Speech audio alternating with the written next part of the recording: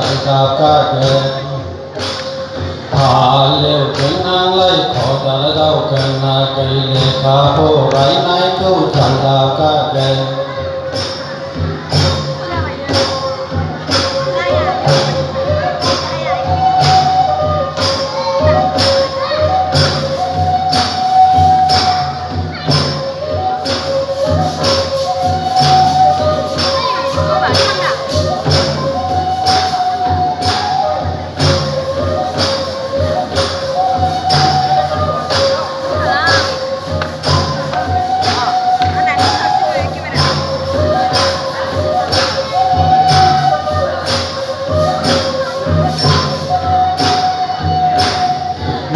cây nắng gấu đi sầu mà ra bay à thì thịt cha bu nắng gấu đi sầu mà ra bay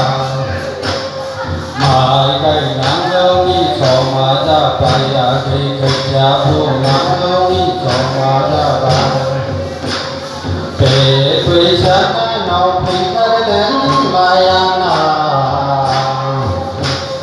để quỳ sát nào thì cái đến mai ăn à